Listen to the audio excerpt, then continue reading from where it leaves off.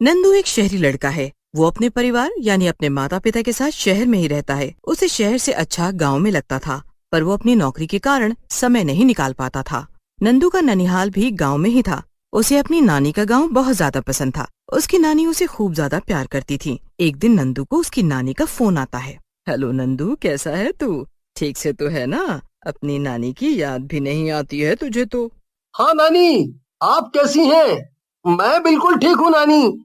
क्या करूँ, याद तो बहुत आती है आपकी, नाना की, मामा की, मामी की। तो गांव क्यों नहीं आता? कब से तुझे देखा नहीं है। बंटी भी तुझे खूब याद करता है। कभी हमारे लिए भी तो समय निकाल लिया कर। ले जरा बंटी से बात कर।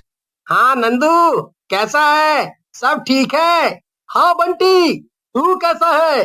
सब ठीक। नंदू आ रहा है ना इस बार तू गांव? नंदू को नानी से फोन पर बात करता देख बगल में खड़ी नंदू की माँ नानी से कहती है, हाँ हाँ माँ, नंदू इस बार आ रहा है गांव। क्यों नंदू? पर माँ काम। बेटा, जब नानी का इतना मन है तो होके आ जाना गांव। तेरा मन तरोताजा हो जाएगा। हाँ बेटा, तेरी माँ सही कह रही है।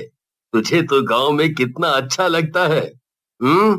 इस बार की छुट्टी वहीं बिता के आ। ठीक है, मैं ट्रेन की टिकट कर लेता हूँ। ठीक से आना बेटा, अपना ध्यान रखना। नंदू अपनी नानी के गांव के लिए निकल जाता है। ट्रेन से उतरते ही उसकी मुलाकात रमेश से होती है। गांव जाने के लिए नंदू रमेश की गाड़ी बुक करता है। गाड़ी गांव की तरफ निकल पड़ती है। अच्छा, तो आप शहर से आ रहे हैं? हाँ, यहाँ गांव में किसके यहाँ जा रहे हैं? मैं अपनी नानी के यहाँ जा रहा हूँ। अच्छा, तुम्हारे नाना का क्या नाम है? रामचरण सिंह। मेरे नाना का नाम रामचरण सिंह है। अच्छा, तो आप रामचरण जी के नाती हैं। ठीक ठीक। आप जानते हैं मेरे नाना को? हाँ, बिल्कुल, उन्हें कौन नहीं जानता। अरे पूरे गांव के लोग मानते हैं उन्हें। बहुत ही अच्छे इंसान हैं तुम्हारे नाना जी। हाँ, वो तो है। अरे वाह, कितना बड़ा बगीचा है। कितने सारे आम लगे हैं। मुंह में पानी आ रहा है। हाँ, पर देखने के ही काम आते हैं वो। कोई नहीं तोड़ता उन्हें। पर क्यों? किसी की हिम्मत नहीं उस बगीचे के अंदर जाने की। लोग वहां चुड़ैल होने का दावा करते हैं। चुड़ैल? हाँ, अरे उस बगीचे में बहुत डरावनी घटनाएं हुई हैं। दो लोगों ने उस बगीचे के आम चुराने चाहे, पर क्या हुआ? अगले दिन लोगों ने उनको मरा हुआ पाया। चुड़ैल जैसा कुछ नहीं होता। हाँ, जो भी हो, आप पढ़े लिखे हैं। आपकी नई सोच है। लीजिए, आ गया आपका घर। नंदू की नानी गेट पे नंदू का इंतजार कर रही थी। नंदू की नानी नंदू को देखकर बेहद खुश हो जाती हैं और उसे गले लगा लेती हैं। कैसा है तू? अरे कितनी देर कर दी तूने। चल अंदर चल, तेरी मनपसंद सब्जी बनाई है। हाँ। नंदू सबको अच्छा लगता था। उसकी मामी भी उसे खूब लाड करती। नंदू के आने से सबसे ज्यादा खुश होता उसके मामा का बेटा बंटी। रात को जब सब एक साथ खाना खाने के लिए बैठते हैं, ले नंदू, सब्जी और ले जरा। बस बस मामी, कितना खिलाओगे? पेट भर गया मेरा अब। अरे इतने समय बाद आया है तो खातिरदारी तो बनती है तेरी। हाँ हाँ माँ, क्यों नहीं। अगले दिन नंदू और बंटी पूरे गांव में घूमने का सोचते हैं। सुन बंटी, क्यों ना हम पूरा गांव घूम कर आए? हाँ हाँ, क्यों नहीं, पूरा गांव घूम कर आएंगे। नानी, आज बंटी मुझे गांव दिखाने ले जा रहा है। हम देरी से आएंगे, खूब घूम कर। ये देखो, ये हमारे गांव का सबसे पुराना पेड़ है। सरपंच जी इसी के नीचे बैठक रखते हैं। बहुत सुंदर है। और वो जो खेत दिख रहा है ना, सबसे बड़ा खेत, वो हमारा ही है। चल, वहां चलते हैं। कितना बड़ा खेत है तुम्हारा। और ये आम का पेड़ भी हमारा ही है। इसमें आम नहीं लगते क्या? ना, इस बार नहीं लगे। बंटी, वो जो बड़ा सा आम का बगीचा है, क्यों ना वहां चलें? घूम कर भी आएंगे और खूब सारे आम भी लेकर आएंगे। नहीं नंदू, उस बगीचे में नहीं जा सकते। वहां कोई नहीं जाता। सुना है वहां चुड़ैल रहती है, बहुत भयानक चुड़ैल, जो वहाँ जाने वाले को पेड़ में उल्टा लटका देती है। अरे यार बंटी, कैसी बातें कर रहा है? तूने चुड़ैल के बारे में सुना है ना, देखा तो नहीं है, तो फिर कैसे यकीन कर सकता है? नहीं, नानी वहाँ जाने के लिए मना करती हैं, हम नहीं जा सकते। चल, मैं तुझे अपने दोस्तों से मिलवाता हूँ।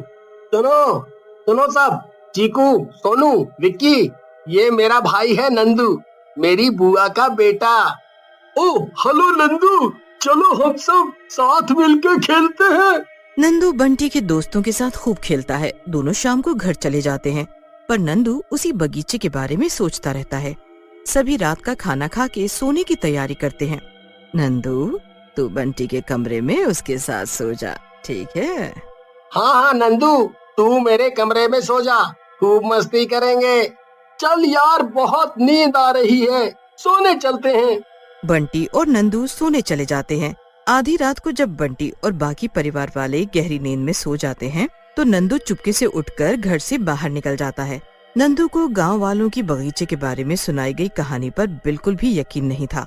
नंदू को चुड़ैल की कहानी कोई ढोंग लग रही थी, इसीलिए वो सच का पता लगाने के लिए आधी रात को ही बगीचे के अंदर घुस जाता है। नंदू वहाँ बहुत सारे आम के पेड़ देखता है। कितना बड़ा बगीचा है, अंदर से तो ये और भी सुंदर दिखता है।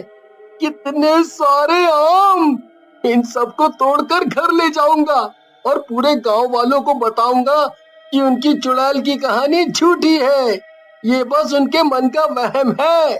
नंदू एक आम खाने लगता है तो उसे ऐसा लगता है जैसे उसके पीछे कोई खड़ा होगा। उसे सूखे पत्तों पर चलने की आवाज आती है। कौन है?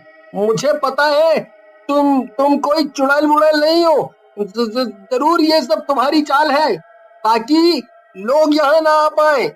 मुझे तुम्हारी सच्चाई पता चल चुकी है।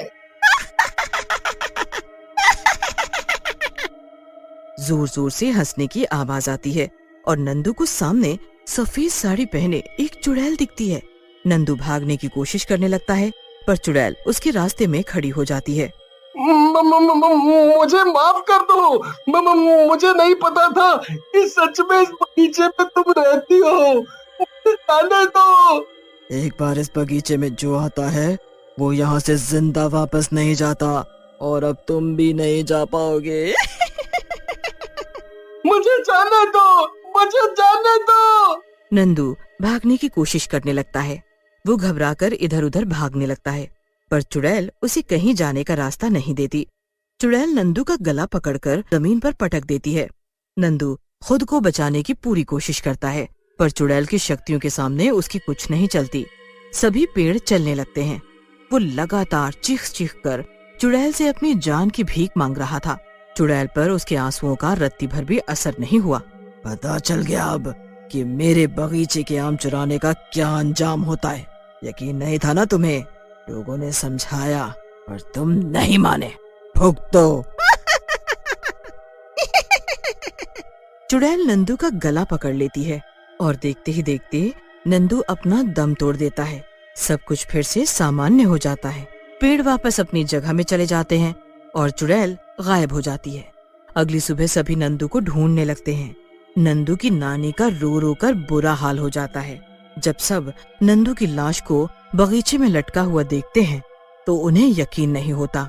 उस दिन के बाद से गांव के लोगों ने हमेशा के लिए बगीचे का रास्ता बंद करने का सोचा और सभी को वहां जाने पर बिल्कुल रोक लगा दी गई।